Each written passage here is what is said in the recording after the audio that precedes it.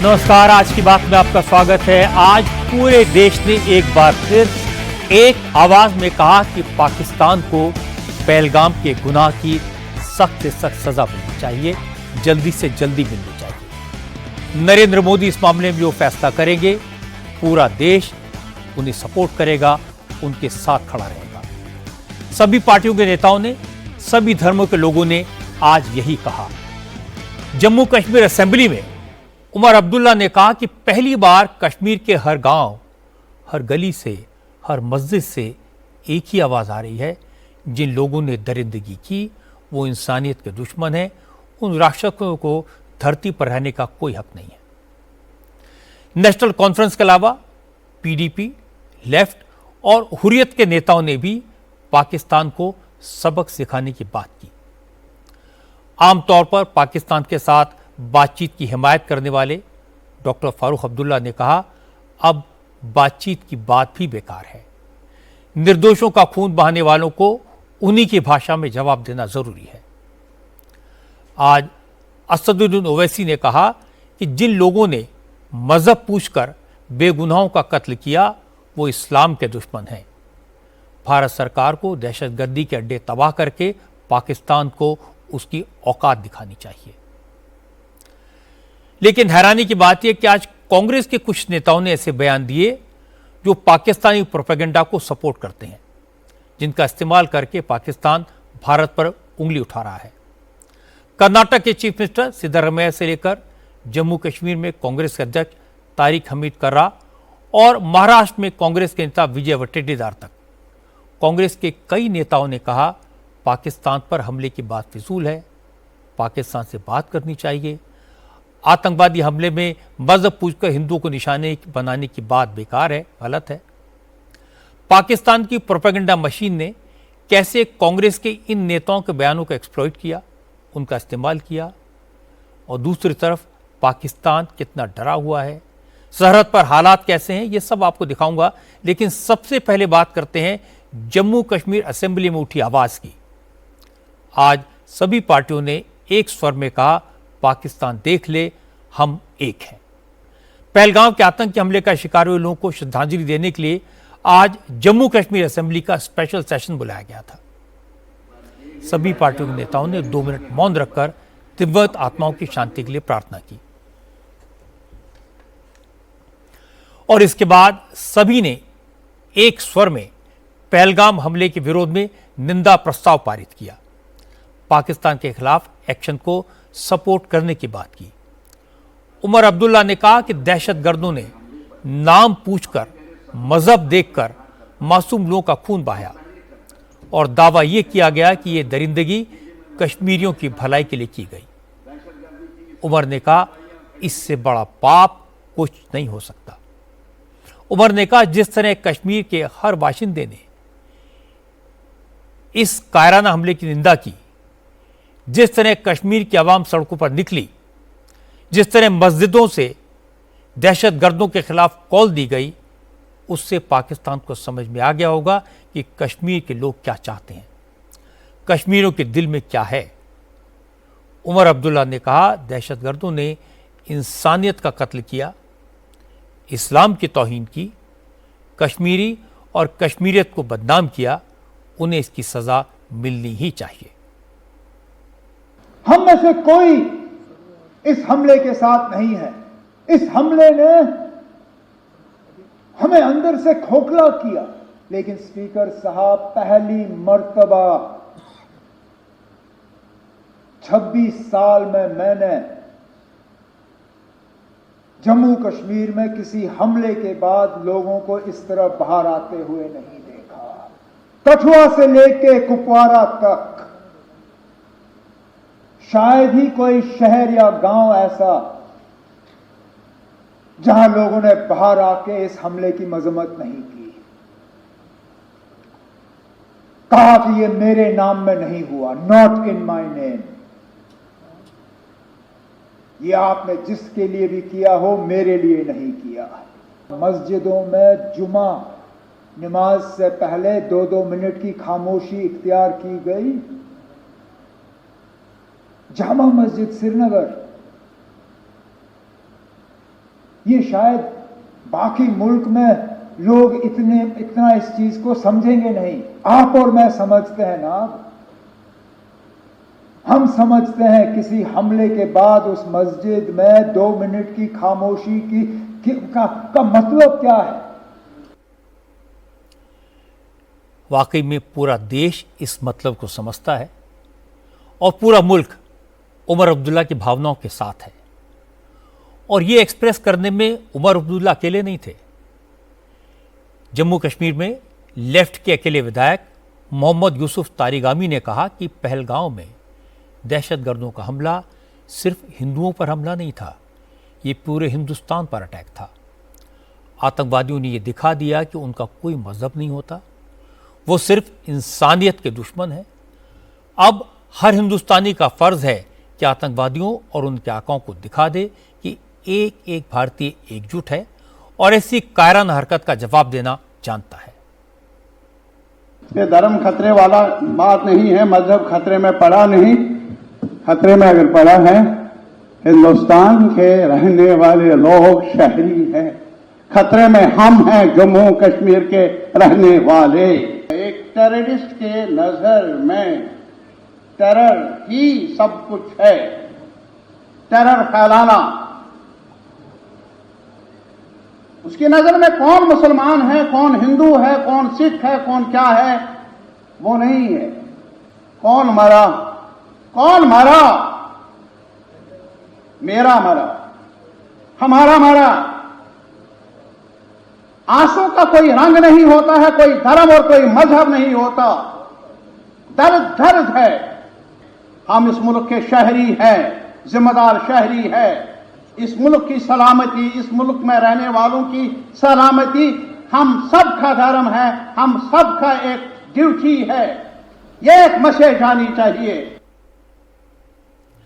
अब मैं आपको महबूबा मुफ्ती की पार्टी पीडीपी की बात सुनाता हूं। पीडीपी ने भी आज विधानसभा में पहलगाम हमले की निंदा की। उनकी पार्टी के नेता वहीद पारा ने कहा, पाकिस्तान ने इस तरह का हमला करके हमें बांटने की कोशिश की है, लेकिन जिस तरह से पूरा जम्मू कश्मीर इस हमले के खिलाफ सड़कों पर उतरा, उससे पाकिस्तान को समझ आ गया होगा कि उसके मंसूबे पूरे नहीं हुए। एक कम्युनिटी के लोग टारगेट किलिंग हुई है और सिविलियंस पे निहत्ते लोगों को मारा गया है। इसमें कोई बहादुरी की बात नहीं है, ये सिर्फ और सिर्फ इंसानियत के खिलाफ है। और न सिर्फ इंसानियत के खिलाफ है, बल्कि कश्मीर में पहली बार आपने देखा कि irrespective of party lines, irrespective of ideologies, people across Jammu and Kashmir are coming out and condemning this act of terror, this act of violence, which is meant to divide us, which is meant to, they are trying to break us. But I think Kashmiris are coming out denouncing this act of violence. We stand with our nation. आज जम्मू कश्मीर के हर मोहल्ले में, गली कोचे में एक ही आवाज है कि जम्मू कश्मीर इसके साथ नहीं है। We stand with our nation and strong words में लोगों ने इसकी मजम्मत की है।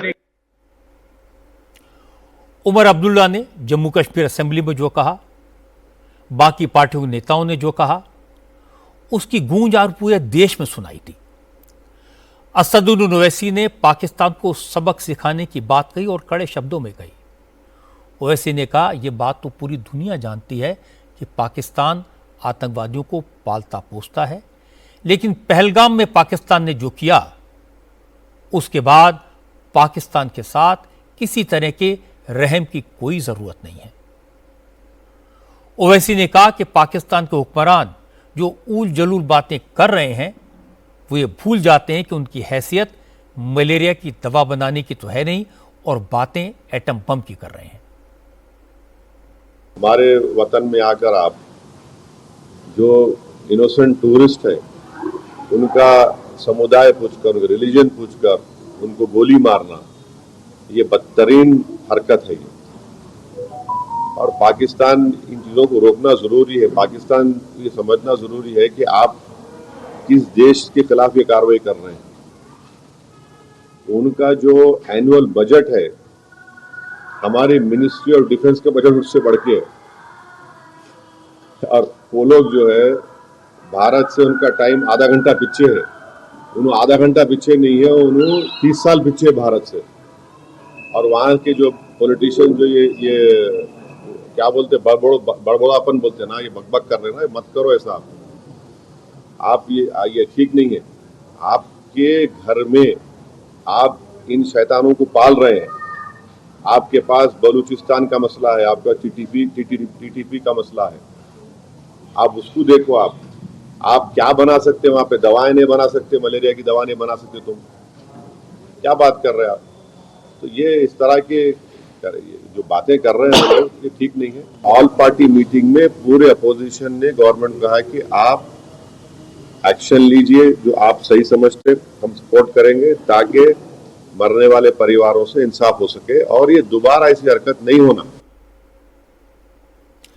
जम्मू कश्मीर के सबसे सीनियर और सबसे अनुभवी नेताओं में से एक डॉक्टर फारूक अब्दुल्ला ने भी आज पाकिस्तान को आईना दिखाया।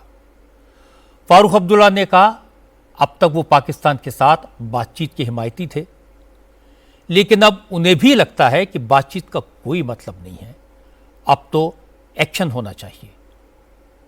वो जबरदस्त अफसोस है हमें कि हमारा पड़ोसी आज भी नहीं समझता कि उसने इंसानियत का कत्ल किया है।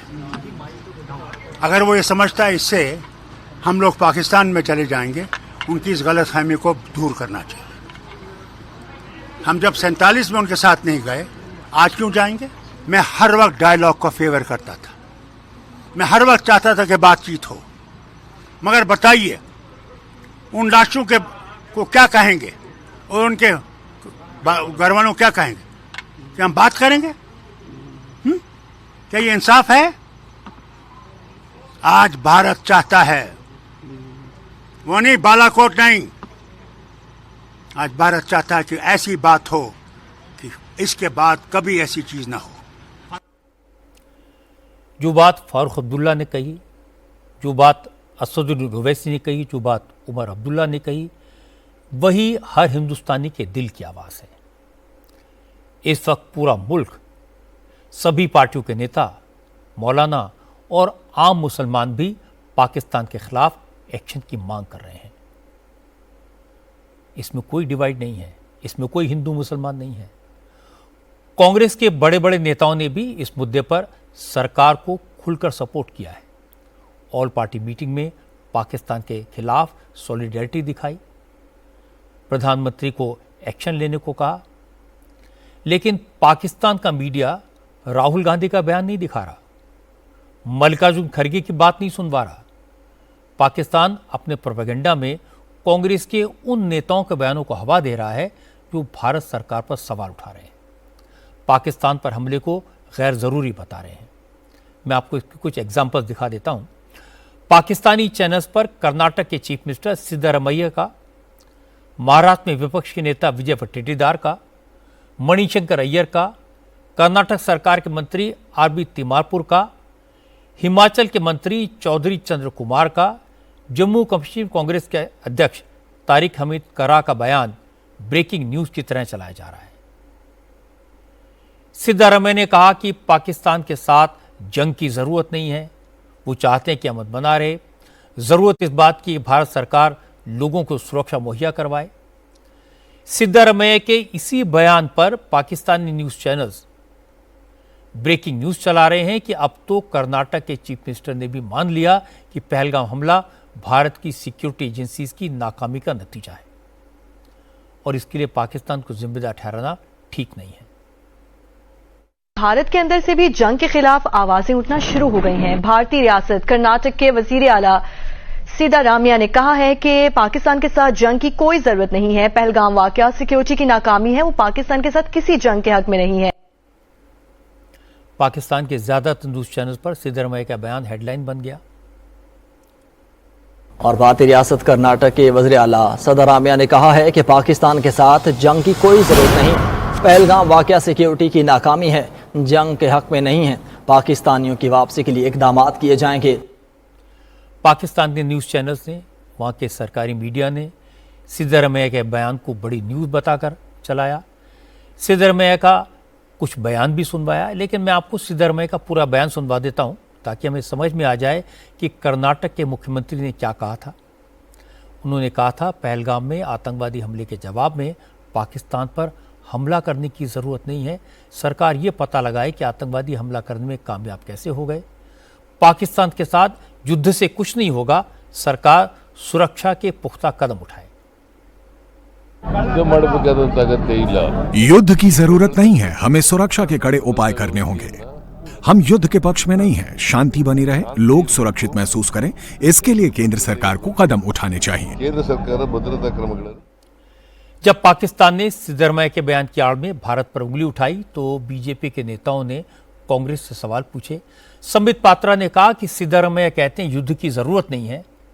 उनके मंत्री आरबी तिमारपुर कहते हैं कि आतंकियों के पास धर्म पूछने का वक्त नहीं था।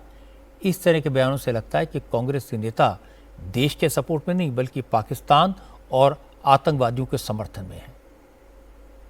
आज पूरा विश्व इस विषय को लेकर शोक मना रहा है, गम में है, और ऐसे में कांग्रेस पार्टी का एक ही काम चल रहा है, पाकिस्तान के गुनाहों का व्हाइट वॉशिंग करना। सिद्धरमैया जी जो कोई छोटे नेता नहीं है, और सिद्धरमैया जी जब ये कहते हैं कि युद्ध नहीं होना चाहिए, पाकिस्तान के ऊपर आक्रमण नहीं होना चाहिए, क्यों? आपको इतनी हमदर्दी क्यों है पाकिस्तानियों के साथ? आतंकवादियों के साथ आप एक क्यों हो गए हैं? आतंकियों की भाषा क्यों बोल रहे हैं? और आपकी ये जो बाइट है, सिद्धरमैया जी की जो बाइट है, आज पूरे पाकिस्तान में हर मीडिया चैनल में चल रहा है कि देखिए ये हैं कांग्रेस के बड़े नेता जो आज हमारे साथ खड़े हैं। सिद्धरमैया के अलावा कांग्रेस से जुड़े रॉबर्ट वाड्रा, मनीष शंकैयर जैसे कई पर्सनैलिटीज के बयान पाकिस्तान में खूब चल रहे हैं। आज महाराष्ट्र कांग्रेस के बड़े नेता विजय वट्टेटीदार का बयान भी पाकिस्तानी चैनल्स की हेडलाइन बन गया। विजय वट्टेटीदार ने कहा कि आतंकवादी 200 किलोमीटर तक देश के अंदर कैसे घुस आए? क्या यह सरकार की नाकामी नहीं है? वट्टेटीदार ने कहा कि सरकार पहलगाम हमले से ध्यान डाइवर्ट करने के लिए प्रोपेगेंडा कर रही है कि आतंकवादियों ने धर्म पूछकर लोगों को मारा।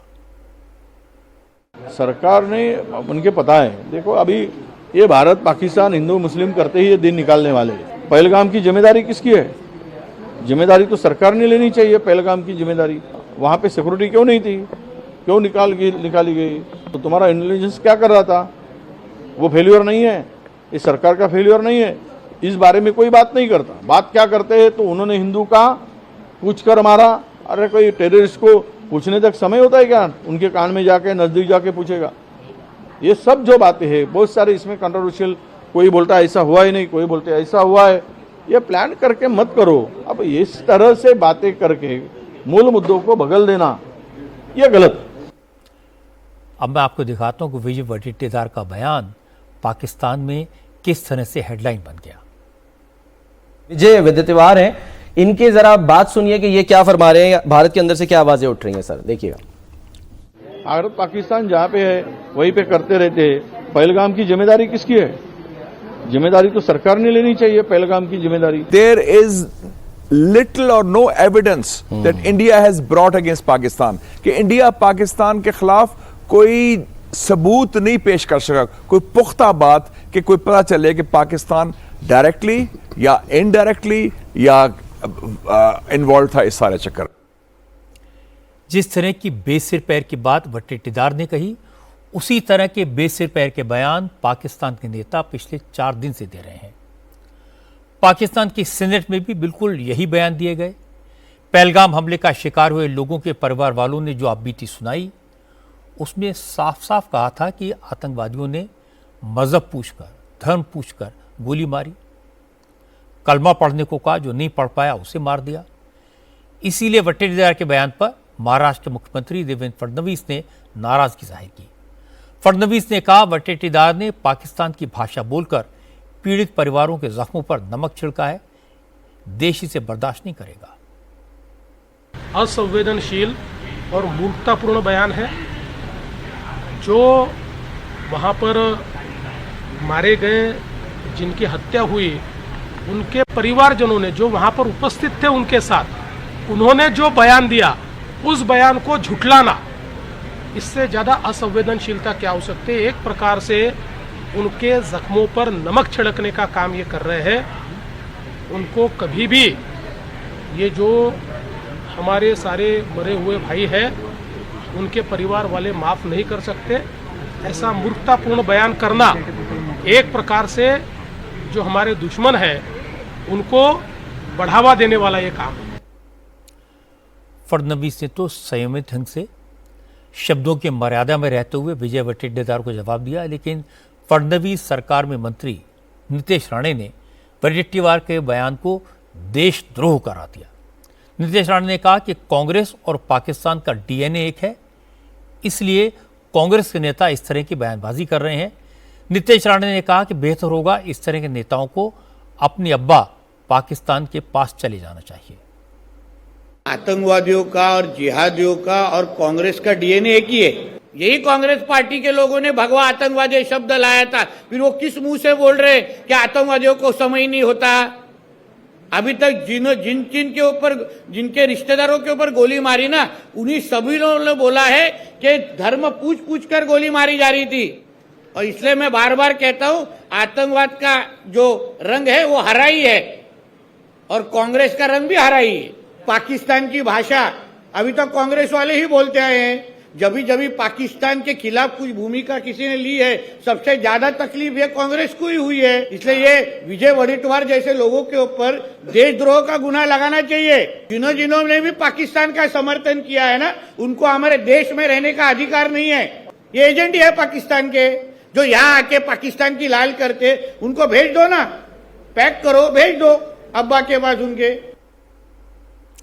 जब इतना कुछ कहा गया तो विजय वडेट्टीवार ने सफाई दी, कहा उनके बयान का ये मतलब नहीं था कि लोगों से उनका मजहब नहीं पूछा गया, कुछ लोगों से उनका धर्म पूछा गया होगा, लेकिन ये आतंकवादियों की चाल है। वो हिंदू और मुसलमान में नफरत फैलाना चाहते हैं। वडेट्टीवार ने कहा उन्होंने सिर्फ लोगों को सावधान किया था, वो सरकार के हर कदम को सपोर्ट करेंगे। मूल रूप से अतिरेकी आए और उन्होंने 27 लोगों की जान लेकर चले गए। किसी ने जात धर्म भी पूछा, किसी ने नहीं पूछा। अगर ये पूछा गया है तो इसका मतलब यही है कि देश को अस्थिर करने के लिए, देश में दो समुदायों को, दो धर्मों को आपस में लड़ाने के लिए और देश का नुकसान करने के लिए उनकी मंशा हो सकती है। तो हमारी भी यही राय है कि बहुत सारे वहां के गाइड ने, ड्राइवरों ने वहां के पूरे टूरिस्ट लोगों की रक्षा भी की है। तो हमारी यही राय है कि हिंदुस्तान को ये अस्थिर करने वाली शक्तियां जो है, उसके बारे में सरकार जो भी कार्रवाई करे उसके लिए कांग्रेस पूरी पुरजोर से उनके साथ में रहेगी। अब परेशानी की बात यह है कि कांग्रेस के कई नेताओं ने अलग अलग जगहों पर इसी तरह के बयान दिए। जैसे जम्मू कश्मीर असेंबली में पार्टी लाइन से ऊपर उठकर सभी दलों के नेताओं ने पाकिस्तान को सबक सिखाने की बात कही। उसी वक्त जम्मू कश्मीर कांग्रेस के अध्यक्ष तारिक हमीद कर्रा ने वही बात कही जो सिद्धारमैया कह रहे हैं और जो बात विजय वडेट्टीवार ने कही थी। कश्मीरी कोई भी जंग के हक में नहीं है, वो किसी भी किस्म की हॉस्टिलिटी के हक में नहीं है। पिछली जितनी भी जंगें हुई हैं उसका पहला कैजुअल्टी कश्मीरी होता है। जम्मू कश्मीर बैटल ग्राउंड में कन्वर्ट हो जाता है। We don't endorse any type of hostility. हम दोनों मुल्कों से, not as the congressman, not as the Congress chief, but as a Kashmiri, I request both sides to keep their cool. With folded hands, I request both sides. And when I say I represent these sentiments of hundreds and thousands of people, that they should keep their cool and something should be sorted. Whatever has to be done across the table. They should sort it out and should see that both the countries should not be pushed to devastation anymore. एक और ऐसा बयान है जिसकी चर्चा पाकिस्तान में बहुत हो रही है। ये बयान है कांग्रेस के नेता सैफुद्दीन सोज का। वो कांग्रेस की सरकार में मंत्री रह चुके हैं। नरेंद्र मोदी ने सिंधु समझौता रद्द करने का ऐलान किया था। पाकिस्तान की सरकार इससे खासी परेशान है। सैफुद्दीन सोज ने कहा अगर पाकिस्तान कह रहा है कि पहलगाम हमले में उसका कोई हाथ है नहीं, तो भारत सरकार को उसका यकीन कर लेना चाहिए। सैफुद्दीन सोज ने कहा अगर भारत सिंधु, चिनाब और झेलम का पानी पाकिस्तान जाने से रोक देता है तो जम्मू कश्मीर में बाढ़ आ जाएगी, इसलिए इस तरह के फैसले की कोई ज़रूरत नहीं है। If Pakistan says that it is not involved, let us accept that argument for a time, and we shall ultimately go by our investigating agencies. Mahatma Gandhi had believed, perhaps till his last breath, that India and Pakistan are two neighbors. Neighborhood cannot be changed. Whatever you do, ultimately, what will prevail between India and Pakistan is the dialogue and discussion. What will we do with water that is available? It will submerge Punjab and Jammu and Kashmir altogether. And water should flow down to the sea through its own course. That is what is happening this time. I have a feeling we mustn't go that far. अब आप देखिए कि कांग्रेस की जो top leadership है वो दावा कर रही है कि पहलगाम में हमले के खिलाफ कांग्रेस भारत सरकार के साथ है। पाकिस्तान के खिलाफ सरकार जो भी एक्शन लेगी कांग्रेस उसको सपोर्ट करेगी। लेकिन जगह जगह कांग्रेस के नेता लगातार पाकिस्तान के साथ नरमी की वकालत कर रहे हैं, सरकार और सिक्योरिटी फोर्सेस पर सवाल उठा रहे हैं और पाकिस्तान का मीडिया इसका जमकर इस्तेमाल कर रहा है। आज फॉर्मर सेंट्रल मिनिस्टर रविशंकर प्रसाद ने कहा अब कांग्रेस को अपनी लाइन क्लियर करनी चाहिए कि वो देश के साथ हैं या पाकिस्तान के हमदर्द हैं। रविशंकर प्रसाद ने कहा कांग्रेस हाईकमान या तो पाकिस्तान परिस्थिति की बात करने वाले अपने नेताओं के खिलाफ एक्शन ले, वरना यह माना जाएगा कि ऑल पार्टी मीटिंग के बाद राहुल गांधी और मल्लिकार्जुन खड़गे ने जो कहा था वो सिर्फ पोस्चरिंग थी। कांग्रेस के कुछ बड़े बड़े नेता रोज क्या क्या बोल रहे हैं, क्यों बोल रहे हैं, और ये इसका पर्पस क्या है?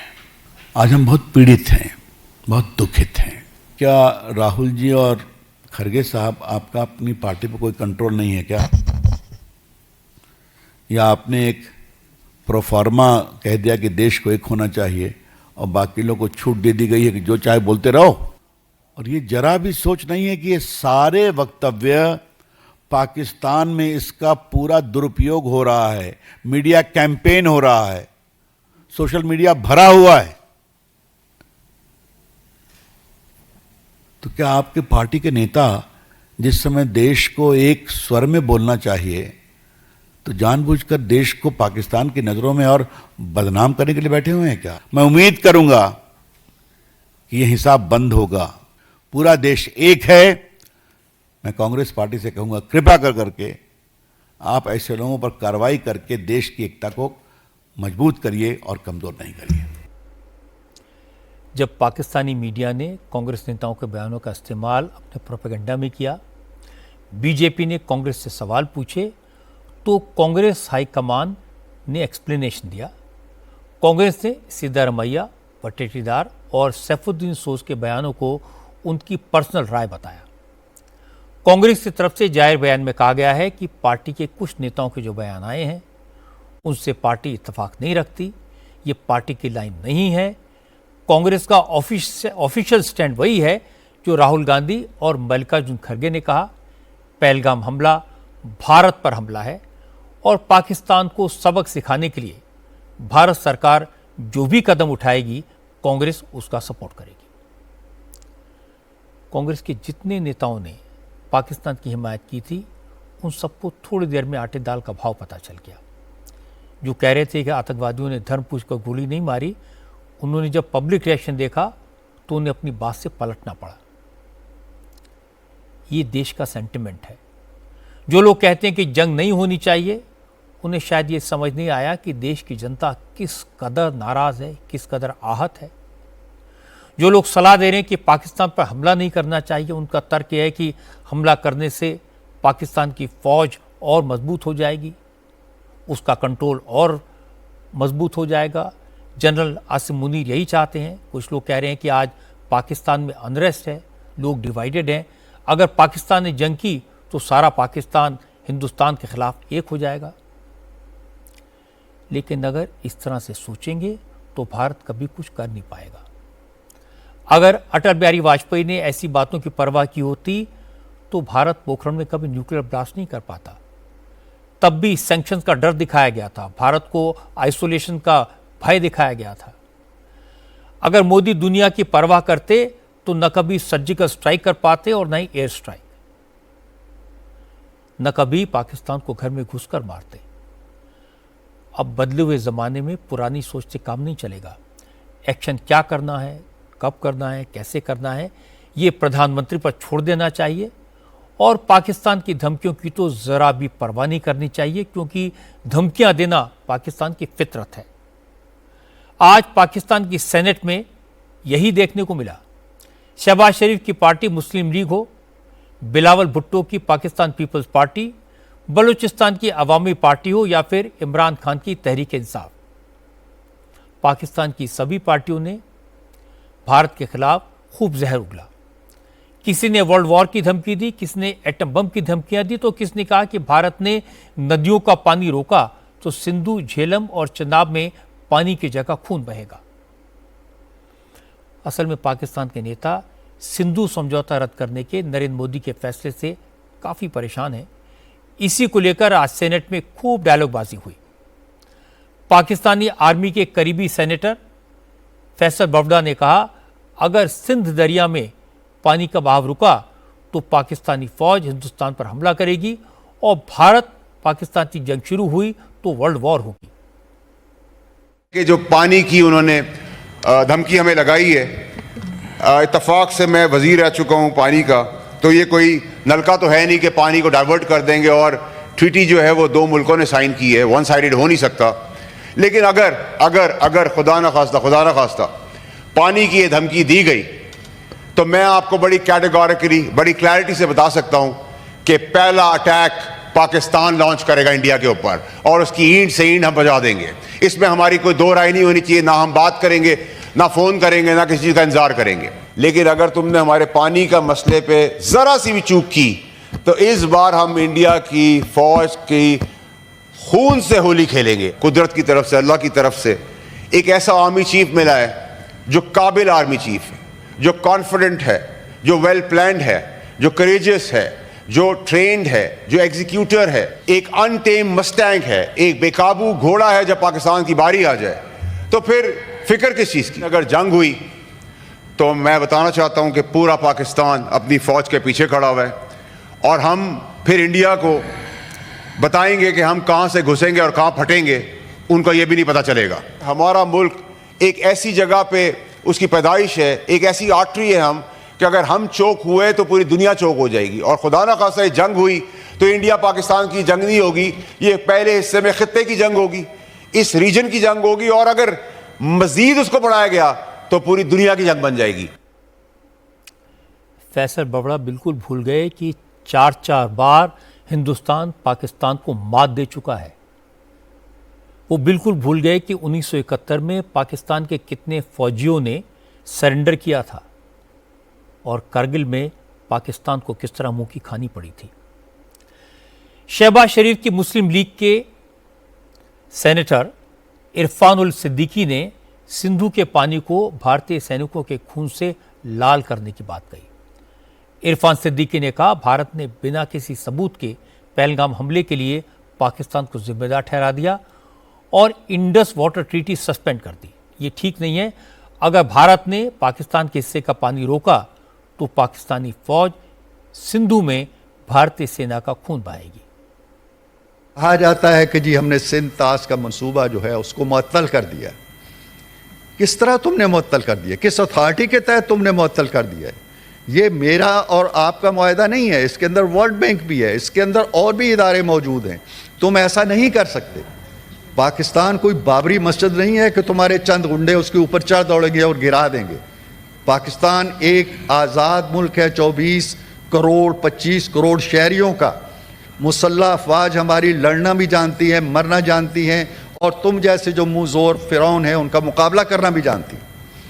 ये नहीं हो सकता है कि तुम पाकिस्तान के पानी को रोक लोगे और पानी को रोकने के बाद तुम ये समझोगे कि दश्ते करबला बना दोगे। हम 21वीं सदी में कोई करबला बनने के लिए तैयार नहीं है। अगर एक पानी बिलावल भुट्टो साहब ने बयान दिया है और मैं उसकी तायीद करता हूँ कि अगर हमारा पानी इन नहरों में, इन दरियाओं में नहीं बहेगा तो इसमें तुम्हारा खून बहेगा। हमें हरगिज़ ये नहीं भूलना चाहिए कि हमारा दुश्मन चालाक भी है और उससे किसी खैर की तवक्को नहीं है। हम ये नहीं कह सकते हैं कि वो खामोशी के साथ बैठ जाएगा। वो कोई भी अनहोनी कर सकता है, कोई भी हमाकत कर सकता है, लेकिन उसे मालूम होना चाहिए कि हमाकत का नतीजा वही निकलेगा जो एक अहमक को मिलना चाहिए। इमरान खान की पार्टी के सेनेटर सैयद अली जफर की बात भी आपको सुनवा देता हूं। उन्होंने तो भारत को एटम बम का डर दिखाने की कोशिश की। सैयद अली जफर ने कहा, पानी रोककर भारत पाकिस्तान के अवाम को भूखों मारना चाहता है। अगर भारत ने ऐसा किया तो याद रखे, पाकिस्तान एक एटमी पावर है। भारतीय हुकूमत क्या चाहती है? वो चाहती है कि हमारा पानी बंद कर दे और हमें भूखा और प्यासा मार दे। क्या ये इससे बड़ी कोई दहशतगर्दी हो सकती है जनाब? इससे बड़ी कोई दहशतगर्दी हो सकती है कि आप एक इंसानी हक छीने इतनी करोड़ आवाम से? तो मोदी और उनकी जो नटजी जहनियत की इंतहा पसंद हुकूमत है, उनको मैं बताना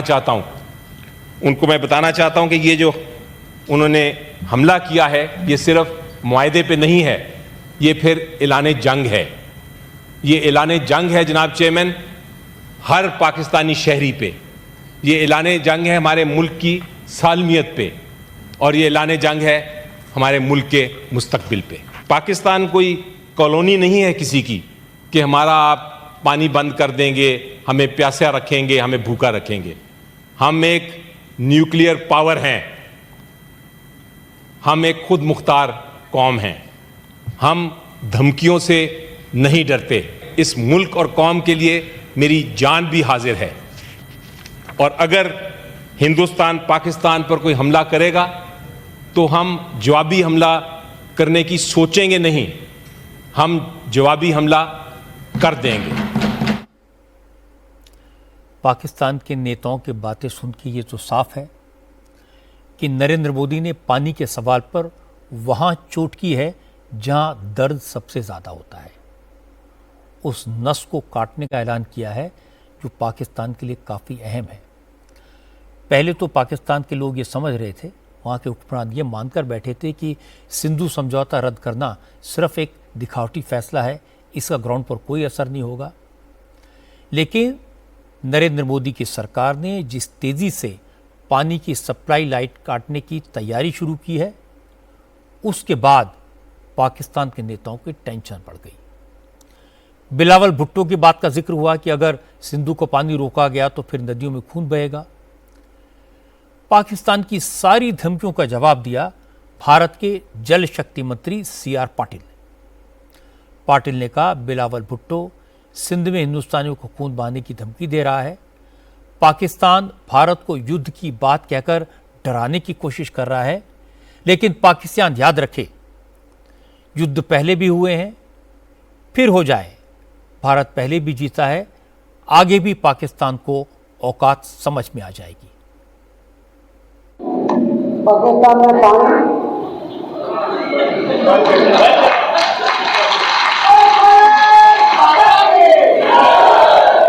કેવું થયું પેલો બિલાલ કયો 20 લાખ 30 લાખ થઈ ગયું।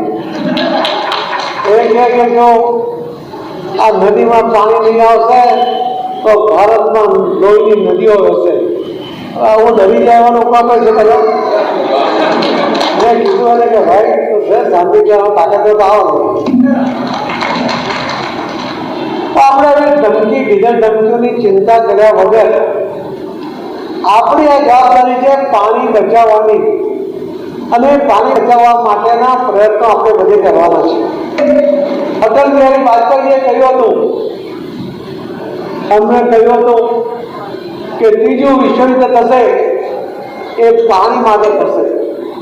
હું તમને બધાને ખાતરી આપું છું કે ત્રીજું વિશ્વયુદ્ધ થાય તો ભલે થાય, પાણી માટે થાય તો ભલે થાય, ભારત એમાં ક્યાંય નહીં હશે।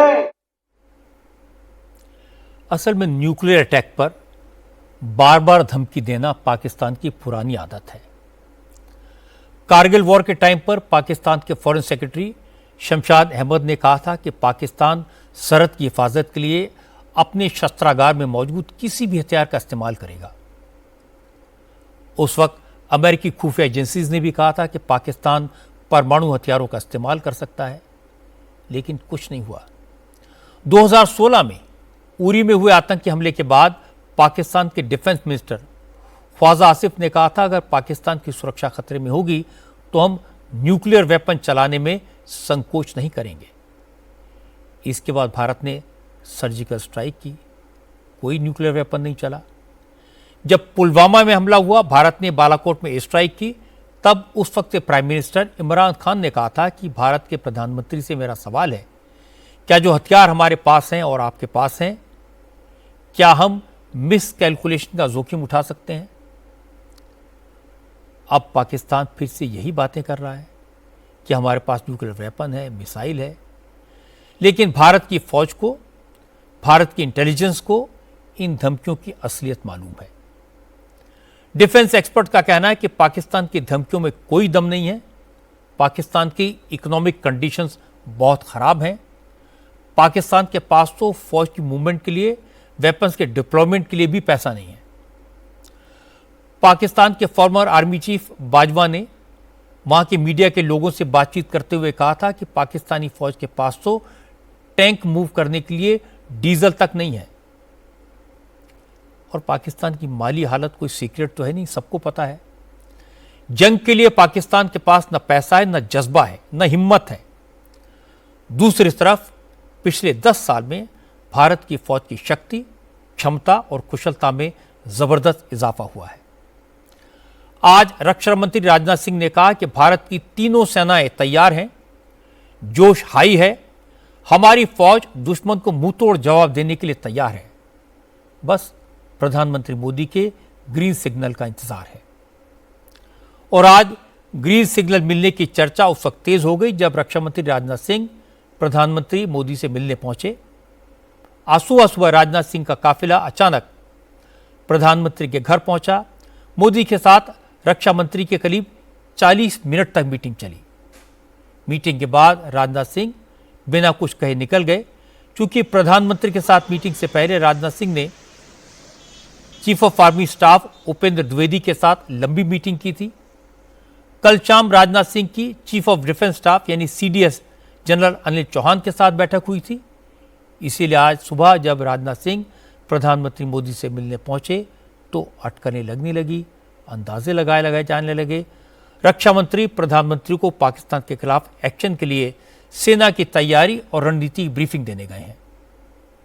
मोदी से अटैक का ग्रीन सिग्नल लेने गए हैं।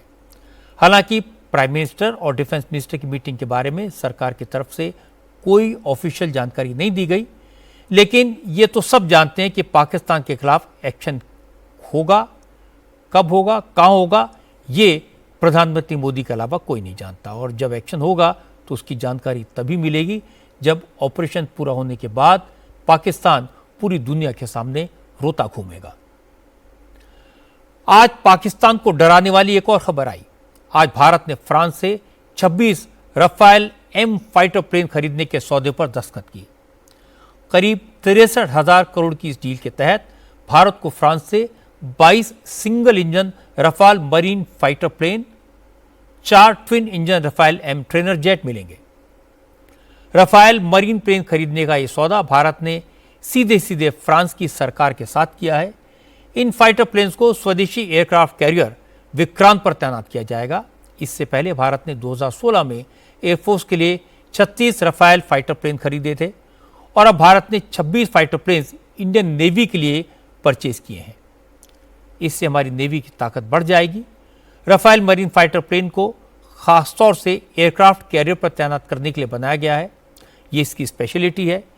इस सौदे के तहत भारत को फाइटर जेट के साथ साथ हथियार, सिमुलेटर, स्पेयर पार्ट और दूसरे इक्विपमेंट भी मिलेंगे। इसके अलावा फ्रांस इन फाइटर प्लेन्स को ऑपरेट करने के लिए नेवी के पायलट्स को ट्रेनिंग देने में भी मदद करेगा। रफाल फाइटर जेट फ्रांस की 10 एविएशन कंपनी बनाती है।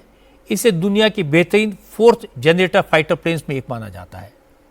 एक्सपर्ट्स का कहना है कि राफेल एम के इंडक्शन से न सिर्फ इंडियन नेवी की ताकत बढ़ेगी बल्कि भविष्य में भारत को अपना फाइटर प्लेन डेवलप करने में भी हेल्प मिलेगी। ये हमारे भारतीय नौसेना को सशक्त बनाएगी, क्योंकि राफेल एम हमारे INS विक्रमादित्य और विक्रांत से ऑपरेट करेंगे और बहुत ही सशक्त फाइटर एयरक्राफ्ट है जो मैरीटाइम वर्जन है। और इनके जो क्षेपणास्त्र और इनके जो आधुनिक यंत्र हैं इनमें, इससे हमारे नौसेना और हमारे भारतीय युद्ध या किसी भी युद्ध के इसमें हिंद महासागर में हमें सशक्त बनाने में बहुत मदद करेंगे। इस आधुनिक जो राफेल एम को हम अगर हमारे नौसेना में शामिल करेंगे, इससे हमें जो नया एयरक्राफ्ट जो बनाना है खुद का, जिससे हम आत्मनिर्भर हो जाएंगे। तो हमने LCA नेवी तो INS विक्रांत से उड़ाया ही है, लेकिन हमें चाहिए कि एक multi role, multi dimensional and capable aircraft चाहिए। तो उसका हम इस राफेल एम से हमें बहुत ही फ़ायदा होगा कि जब हम अपना twin engine deck based fighter बनाएंगे तो उसमें इसकी जो काबिलियत है उसको हम इसमें अमल में लाएंगे। वाइस एडमिरल की ये बात सही है कि राफेल एम फाइटर प्लेन से इंडियन नेवी की ताकत बहुत बढ़ जाएगी, लेकिन एक बात बड़ी क्लियरली समझ लेनी चाहिए कि जिन राफेल एम फाइटर प्लेन्स को खरीदने का समझौता आज हुआ है, जो सौदा आज हुआ है, उनकी डिलीवरी होते होते 5 साल लग जाएंगे। इस समय जिस कॉन्फ्लिक्ट की आशंका है उसमें इस डील का कोई रोल नहीं होगा। भारत की एयरफोर्स के पास ऑलरेडी 36 राफेल फाइटर प्लेन्स हैं जो किसी भी परिस्थिति का मुकाबला करने के लिए सक्षम है।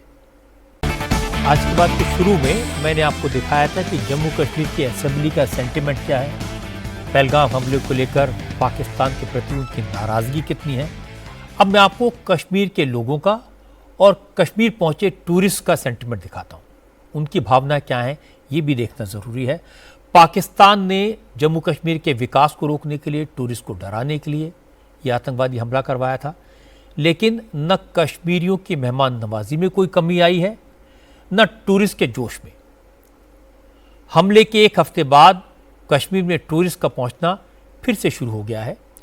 श्रीनगर के डल लेक से लेकर पहलगाम तक सैलानियों की संख्या धीरे धीरे बढ़ने लगी है। डल लेक में शिकारे फिर से चलने लगे हैं। पहलगाम की बैसरन वैली तो बंद है, लेकिन टूरिस्ट वैली के पास जाकर हमले का शिकार हुए लोगों को श्रद्धांजलि दे रहे हैं। पहलगाम के गौरी शंकर मंदिर में पहुंचकर भगवान से प्रार्थना कर रहे हैं। कश्मीर पहुंचे सैलानियों ने कहा, आतंकवादियों की कोई चाल कश्मीर में कामयाब नहीं होगी। अब पहले से ज्यादा टूरिस्ट कश्मीर आएंगे। यही पाकिस्तान को सबसे करारा जवाब होगा। अभी तो हमको कुछ डर नहीं लग रहा है, अभी तो सब राबता मुझे हो गए हैं। आप यहीं पहलगाम में रुके हैं? हाँ, पहलगाम में रुके। ये कश्मीर है वो खूबसूरत वादियाँ सबके लिए होनी चाहिए। मजहब के हिसाब से जो आतंकवादी प्रवृत्ति चल रही है वो बंद होनी चाहिए और सब इकट्ठा होके यहाँ से सब आतंकवाद को निकालना चाहिए और खूबसूरत वादियाँ उसका आनंद लेना चाहिए सब। यहाँ इधर का एटमॉस्फेयर एकदम खूबसूरत है और ये एकदम पीसफुल जगह है। यहाँ आने के बाद लगता है कि यहाँ का एटमॉस्फेयर इतना मस्त है कि यहाँ रुक जाने का मन करता है। एक किया है आतंकवादी हमला, वो बहुत गलत है, ऐसा नहीं होना चाहिए। खूबसूरत वादियों को मजा है ना, वो सब नहीं ले सकते ऐसा माहौल में, इसलिए हमको बिना डरे यहाँ आना चाहिए। ये रात की बात है, कश्मीर में थोड़े बहुत टूरिस्ट लौटने शुरू हुए हैं, क्योंकि 22 तारीख की घटना के बाद से ही घोड़े वालों, शिकारा चलाने वालों, टैक्सी चलाने वालों और होटल चलाने वालों को, जितने भी लोग टूरिज्म से जुड़े हैं, इन सब लोगों को बहुत परेशानी थी, डर था रोजी रोटी का क्या होगा। कुछ लोगों की हरकत की वजह से सब लोग शक के घेरे में आ गए थे। ज़्यादातर लोग गरीब हैं, इनोसेंट हैं, भारत के साथ हैं, और कुछ आवाज़ें ऐसी हैं जो बार बार मेरे कान में गूंजती हैं। 3 दिन पहले मैंने एक शिकारा वाले की बात सुनी थी जो कह रहा था कि बच्चे हमसे टॉयज़ मांगते हैं, नए कपड़े मांगते हैं, और मैंने उन्हें कहा था कि इस बार गर्मी के सीज़न के बाद सब कुछ दिला दूंगा। लेकिन पहलगाम हमले ने उसके सारे सपने तोड़ दिए। आज टूरिस्ट को वापस आते देख इन सब लोगों की उम्मीदें जगी होंगी, उनकी हिम्मत जरूर बढ़ी होगी। आज की अच्छी खबर आपको बता दूं कि चारधाम यात्रा 2 दिन बाद शुरू होगी और उत्तराखंड सरकार ने इस यात्रा की तैयारियां पूरी कर ली हैं। 30 अप्रैल को चारधाम यात्रा शुरू होगी। अक्षय तृतीया के दिन गंगोत्री और यमुनोत्री धाम के कपाट खोल दिए जाएंगे, जबकि 2 मई को केदारनाथ और 4 मई को बद्रीनाथ धाम के कपाट खोले जाएंगे। केदारनाथ धाम में पूरे मंदिर परिसर को फूलों से सजाया जा रहा है। आज उत्तराखंड के मुख्यमंत्री पुष्कर सिंह धामी ने केदारनाथ धाम की तस्वीरें शेयर की, जिसमें पूरे मंदिर प्रांगण में सजावट का काम किया जा रहा है। पुष्कर धामी ने अधिकारियों के साथ बात करके चारधाम यात्रा की सुरक्षा की तैयारियों का जायजा लिया। चारधाम यात्रा की तैयारियां पूरी हो गई हैं और 30 अप्रैल से यमुनोत्री गंगोत्री कपाट खुलेंगे। 2 मई को बाबा केदार के और 4 मई को भगवान बद्री विशाल के कपाट खुलेंगे। यातायात, पेयजल, आवास, सभी प्रकार की व्यवस्थाएं, सुरक्षा की व्यवस्थाएं, यात्रियों में तो उल्लास और उत्साह है ही है। यात्रा का जो प्रबंध करने वाले हैं, यात्रा को संचालन करने वाले हैं, यात्रा के स्टेक होल्डर्स हैं, उनके लिए तो ये हर वर्ष ही बड़ा उल्लास और उत्साह का वातावरण होता है। अपने आप में बहुत बड़ा उत्सव है यात्रा। हम सभी के स्वागत के लिए तैयार हैं। अब तक 21 लाख से ज़्यादा श्रद्धालु चारधाम यात्रा के लिए रजिस्ट्रेशन करवा चुके हैं। अगर आप भी चारधाम की यात्रा पर जाना चाहते हैं, पुण्य कमाना चाहते हैं, तो रजिस्ट्रेशन ज़रूर करवा लें, क्योंकि यात्रियों की सुरक्षा के लिहाज से उनके लिए ज़रूरी इंतज़ामात हो सकें, इसके लिए सरकार ने इस बार रजिस्ट्रेशन को कंपलसरी कर दिया है।